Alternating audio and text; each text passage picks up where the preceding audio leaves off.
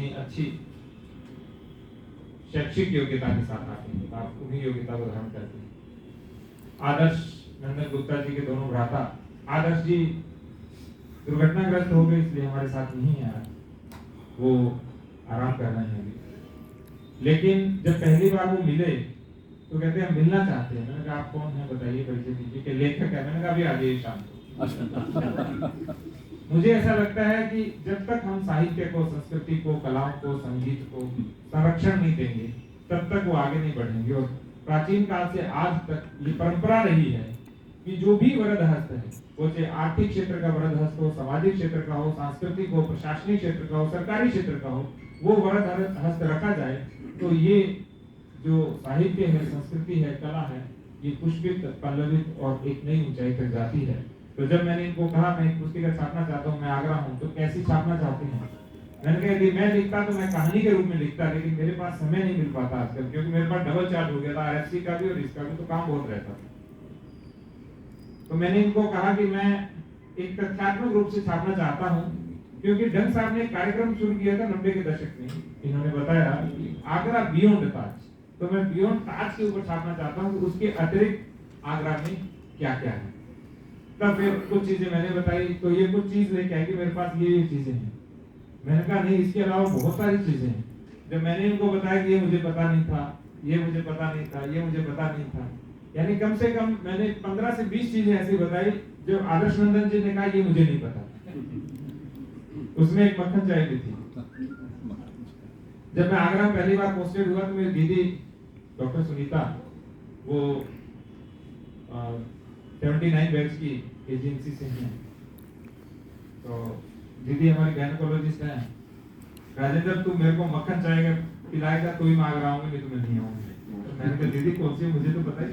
दूसरा दिन है पोस्टिंग का, तो उन्होंने मुझे व्हाट्सएप किया, मुझे बड़ी अच्छी लगी। मैं चाय पीता नहीं कभी, लेकिन मैं देखने गया, मैंने चाय बनती कैसे, तब मैंने उनकी रेसिपी जाके देखी। फिर मैंने ये जरूर किया कि यदि मक्खन चाय वाला आना चाहेगा तो कभी हम उसको एक अच्छा प्रॉपर बढ़िया स्थान देंगे। लेकिन होता क्या है, जो पुराने लोग होते हैं वो अपनी जड़ों से, जमीन से, स्थान से बंधे होते हैं, उनको बड़ा प्रयास किया लेकिन वो आए नहीं चौपाई उसकी रेसिपी। हाँ, तो इस तरह से आदर्श नंदन जी से जुड़े। अभी एक और कार्य दिया था मैंने कहा कुरुक्षेत्र के ऊपर हमारा कुछ लिखा हुआ था मैटर, मैंने कहा आप इसको थोड़ा वो कर दीजिए, एडिटिंग कर दीजिए अच्छे से। तो उसके ऊपर हम काम चल रहा है हमारा, तो भविष्य में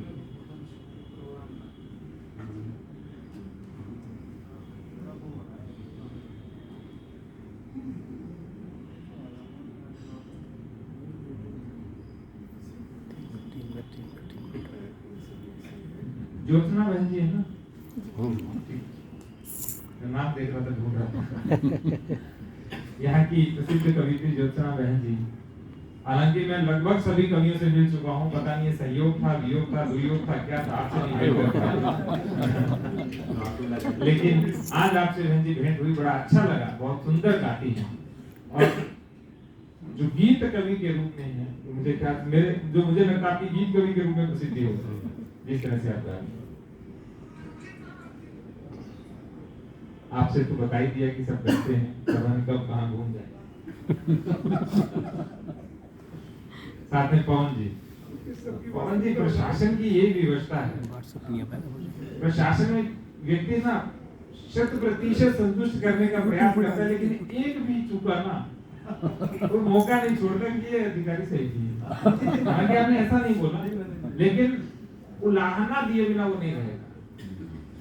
संयोग हुआ होगा, आप 9 बजे आए होंगे तो मैं नहीं मिल पाया, क्योंकि मैं गीता कक्षा लेता हूँ, मैं कृष्ण भक्त हूँ, तो मैं शाम को 9 से 9:40 बड़ा व्यस्त रहता हूँ। हालांकि मैं 1-2 दिन छुट्टी भी करनी पड़ती है, हमारा प्रशासन में, लेकिन 4-5 दिन हो जाता है, तो हो सकता है वो संयोग।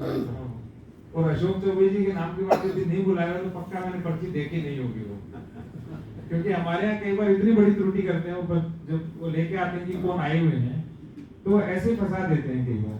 और ऐसे 2-3 बार हुआ, नहीं तो सही मैं शायद मेरे से जो मिलने आया होगा, हो नहीं सकता कि वो मैं उनसे मिला नहीं हूँ, उनको मैंने जल नहीं पिलाया हो, टॉफी नहीं खिलाई और कॉफी नहीं पिलाई, ये संभव हो। लेकिन क्षमा प्रार्थी हूँ, आपसे मिल नहीं पाया। लखनऊ में भेंट करेंगे और आज तो भेंट हो ही गई, और आपको मैं मेरा व्यक्तिगत नंबर भी दूंगा, ताकि आपकी जो भी पुराना है उसको हम। एक चीज रह गई थी बता दूं, आपने एक सेल्फी पॉइंट बहुत अच्छा विकसित किया, जो आपसे मिलने के लिए बैठे ना, अशोक की लाट रखी हुई, मैंने 2-3 फोटो और फेसबुक पे डाला है, बड़े लाइक आते हैं। वो मुझे एक्चुअली वो जो बड़ी अच्छी विजन है। हाँ, वो जो अशोक की लाट थी, वो मैं जब फरुखाबाद आया था तो मुझे विदाई समारोह में मिला था, अब हमारे घर पे पड़ा था। मैंने कहा यार घर पे क्या काम क्या है, तो कहते हैं कि मैंने कहा ऑफिस में रखा हो इसको, परमानेंट ऑफिस में पड़ा रहेगा ताकि वो सुंदर लगेगा। तो उस समय मेरे को विदाई समारोह मिला तो मैंने परमानेंटली यहाँ रखवा दिया ताकि वो बहुत सुंदर लगेगा। तो फरुखाबाद की याद दिलाता है वो। एडीएम साहब बहुत ही सरल, यानी जिनके साथ काम करना बड़ा इजी होता है, तो आपको कुछ भी होता है, हमारा तो शासन प्रशासन में प्रतिदिन का काम है, तो मैं तुरंत कह देता हूँ, तो आप चीजों को जिस तरह से एग्जीक्यूट करके फॉलो करते, तो आपका भी कार्य अत्यंत प्रशंसनीय है। मनमोहन जी, आपका मनमोहन निरंकारी जी, आप हैं, आपका पंकज जी। पंकज। तो पंकज जी मेरे पास आए, हम मिले भी, आप भी अपना कार्य बहुत ही अच्छे से कर रहे हैं अपने क्षेत्र के। तो हम बड़े आयु के अंदर छोटे हैं, तो हम चाहते हैं कि जो भी वरिष्ठ मार्गदर्शन देते रहें और जो भी सुझाव वो भी देते रहें, तो आपका इसमें अतुलनीय योगदान है। इसके साथ साथ यहाँ बैठे हुए हमारे सामा जी और सूरज तिवारी जी, आपने मैं एडीए हूँ मूवी बनाई और एडीए ने ठाना है ये गाना तैयार किया। मैं जब तक रहा मैं कभी मेरे किसी को नहीं कहता कि भैया मेरा यूट्यूब के ऊपर कोई चैनल है, क्योंकि लोग सोच रहे हैं कि प्रचार कर रहे हैं। मेरे को बड़ा डर लगता है इस बात से, क्योंकि प्रशासनिक अधिकारी पर इस बात का किस रूप में आरोप लग जाए पता भी नहीं रहता और लोग किस रूप में लेते हैं। लेकिन आज मैं आपको जरूर बताना चाहूंगा कि विविध भारत डॉक्टर राजेंद्र पेंसिया के नाम से मेरा जो यूट्यूब चैनल है, उसके ऊपर मैंने कई काम की चीज डाली आगरा की, लेकिन उसमें 4 महत्वपूर्ण है जो आपके काम आ सकती है। विविध भारत के नाम से कई हैं, लेकिन मैंने विविध भारत डॉक्टर राजेंद्र सर्च करेंगे तब आएगा। एक जो आगरा का गीत ए सॉन्ग ऑन आगरा, इस टाइटल से है कि आगरा में सांस लेता पूरा हिंदुस्तान है। आगरा एक ऐसी मेल्टिंग कल्चर है, गलन संस्कृति है, जहाँ पर प्रत्येक संस्कृति को इसने शरण दी और उसको अपने आप में समाया। ये अद्भुत है आगरा में, इसी पर लिखी थी। और दूसरा उसमें बियॉन्ड ताज का भी पूरा पुट है, क्योंकि आगरा केवल ताज नहीं है, आगरा शिव भगवान की स्थली है, आगरा ब्रज का अभिन्न अंग है, आगरा अंगिरा है और आगरा अग्रवंदी। तो उन सभी को समाहित करते हुए वो गीत रचा। इसके साथ साथ मैं एडीए हूँ कि एडीए में काम क्या क्या होता है। तो कुछ लोगों ने बताया साहब हमें तो पता ही नहीं, हमें तो इतना ही पता था एडीए 3 काम करता है। एक, मकान आवंटित कर देता है, दूसरा कॉलोनी के नक्शे पास करता है, और तीसरा लोगों घरों को सील कर देता है। इसका एडीए बहुत काम करता है, बहुत व्यापक काम है। तो एडीए के जो जितने भी व्यापक कार्य थे उन सभी को हमने एक मूवी के अंदर समाहित करने का प्रयास किया, छोटा सा एक गीत भी बनाया। तो उन दोनों को तैयार किया था हमारे सूरज तिवारी जी ने और रंजीत सामा जी ने। चले गए, मुझे दिख नहीं रही। मनमोहन जी, दीपक जी, मेघ अग्रवाल जी, आपका बात हुई गई थी अभी, अरविंद शर्मा जी, डीएन दुबे जी, लवकुश मिश्रा जी, आपने जो डेस्टिनेशन एक्सपीरियंस के बारे में बताया उसके बारे में एक बात बताना चाहूंगा। होता क्या है, एक नाम आता है डेमोक्रेटाइजेशन ऑफ टूरिज्म, आपने सुना होगा सर, और दूसरा आता है इंक्लूसिवनेस ऑफ टूरिज्म। कई बार हम किसी को इतना बड़ा बना देते हैं कि बाकी सब चिमटी लगने लग जाते हैं। आपने देखा होगा कि बड़े वृक्ष के नीचे छोटे पौधे पनप नहीं पाते, और अब पता नहीं बड़ा वृक्ष कितनों को आश्रय दे पाएगा, ये भी संकट है। ताजमहल नो डाउट आगरा की शान, पूरे विश्व में पहचान है आगरा की, किंतु इसके कारण जो डेमोक्रेटाइजेशन ऑफ टूरिज्म होना चाहिए था, वो नहीं हो पाया। यानी पर्यटन स्थलों का लोकतांत्रिक कैसे?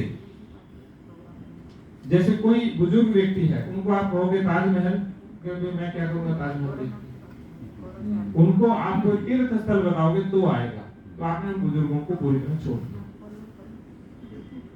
आप यदि कहोगे किसी कवि से कि मुझे जाना है आगरा का ताजमहल देखना पसंद नहीं करेगा। कवि कहेगा कि यार सूरदास की भूमि है, ये देखो, वो अच्छा है। आप किसी बर्ड वॉचर से कहोगे, उसे ताजमहल पसंद नहीं आएगा, वो कहेगा मुझे कहाँ जाना है, बर्ड सेंचुरी में जाना, मुझे सूर सरोवर में जाना, मैं वहां जाकर के देखूंगा, मुझे वो अच्छी लगेगी। आपने एक बहुत बड़ा पक्ष छोड़ दिया। कैलाश पर 2 शिवलिंग है, जो कि अपवाद ही होता है। एक साथ 2 शिवलिंग की पूजा मिलेंगे कहीं पर, 11 शिवलिंग, 12 शिवलिंग, 9 शिवलिंग, 7 शिवलिंग, मैंने देखे हैं कई जगह। लेकिन 2 एक साथ जब पूजन होता है वो अपवाद है, इसको प्रचारित नहीं किया गया। और दूसरा, यहाँ पे काल सर्प योग का भी निवारण होता है। आप काल सर्प योग दूर करने आगरा वाले बेचारे उज्जैन जाते हो, नासिक जाते हो, त्र्यंबकेश्वर जाते हो, उनको पता ही नहीं यहाँ भी होता है। तो ये आपने टूरिज्म का पक्ष बहुत बड़ा छोड़ दिया। उसके बाद में बहुत से लोग हैं जो नदी के किनारे बैठना पसंद करते हैं। तो यमुना जी के किनारे जो 101 शिवालय की जो श्रृंखला है, उसको हम भूल ही गए पूरी तरह से। तो ऐसे अनेकानेक हमारे स्थल है, जैसे फतेहपुर सीकरी। एक मेरा दोस्त था, वो हिस्टोरियन है अभी भी, बहुत इंटेलिजेंट। मैंने कहा आईएएस बनेगा, तो मैं क्या करूंगा आईएएस बन के? तैयारी करता, पक्का आईएएस बनता। मुझे बताता हमारी कक्षा में सबसे होता, कहता मुझे तो केवल एक ही चीज देखनी है, मुझे हिस्ट्री को जानना है, और उसे केवल जो पुरातात्विक अवशेष होते हैं या चिन्ह होते हैं उन्हें देखना पसंद है। अब ऐसे व्यक्ति को बुलाना, उसे कहोगे ताजमहल वो नहीं देखेगा, वो जाएगा फतेहपुर सीकरी, वो 4 दिन लगाएगा वहां।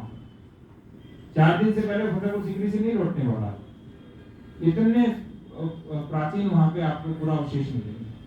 तो इस तरह से यदि हम टूरिज्म को, जैसे आपने बताया आदि मिश्रा जी ने, पीपीपी मॉडल के आधार पे करें, तो ये टूरिज्म बहुत आगे बढ़ सकता है। जैसे एक हमने अभी ताज व्यू पॉइंट पीपीपी के आधार पे दिया, तो वो स्थान जब जागृत होगा, आज वहां पे शाम को बैंड होता है, यदि आप देखेंगे शाम को सैटरडे संडे जाइए, बैंड होता है वहां पे, इतना सुंदर लगेगा। 400 लोग खड़े रहते हैं वहां पे हर सैटरडे संडे। और सबसे बड़ी बात, स्थानीय कलाकारों को प्रोत्साहन मिलता है, सबसे बड़ी बात। तो किस तरह से पर्यटन को, कला को, एडीए को और यहाँ के सामाजिक काम करने वाले लोगों को जोड़ा जाए, ये वो एक अद्भुत यदि स्थान है, तो आई लव आगरा का सेल्फी पॉइंट। बच्चों को हम पर्यटन से जोड़ सकते हैं। इसके साथ साथ एक और चीज जो हमने शुरू की थी, जो holocaust light with music and laser show, ये हमने एक प्रोजेक्ट बना के भेजा है आगरा के किले का। वो शासन में लंबित है, हो सकता है भविष्य में वो पास हो तो बहुत ही अच्छा हो जाएगा। एक फर्रुखाबाद की बात कर रहे थे आप, मैंने मूवी बनाई, मैं फर्रुखाबाद हूँ, थोड़ी बड़ी बनी, मैंने कहा बड़ी बनाओ इसको, क्योंकि फर्रुखाबाद में इतने स्थान आप सोच भी नहीं सकते।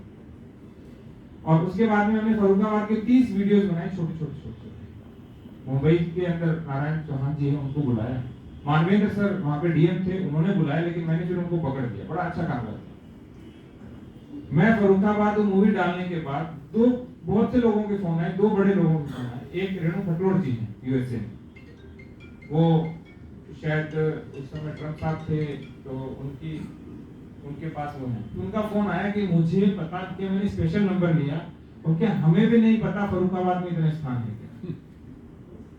और दूसरा फोन एक बहुत बड़े पत्रकार हैं जो फर्रुखाबाद के रहने वाले हैं, आजकल दिल्ली शिफ्ट हो गए हैं, वो स्पेशल मिलने के लिए आए। उन्होंने कहा कि हमें भी नहीं पता था कि फर्रुखाबाद में इतना, हमें आपने बताया होगा। इसमें मैं मेरी प्रशंसा नहीं करूंगा कि हमने कुछ किया। ये जो टीम होती है ना पूरी की पूरी, जैसे हमारे यहाँ साहित्यकार हैं, समाज सेवी हैं, बस इनके साथ में आप खड़े हो जाओ, ये अपने आप कर देते हैं। ठीक है, वो कहते हैं ना, करते हो तुम प्रभु जी, नाम हमारा होगा। तो वो वाली स्थिति, हमने तो कुछ नहीं किया, आप सब लोगों ने किया। बस आपकी ऊर्जा का जो पुंज है, वो पुंज ये पुस्तिका है, या अन्य जितने भी कार्य हैं, वो आप सभी के कार्यों का एक तरह से एक साथ लेकर होता है। मधुकर चतुर्वेदी जी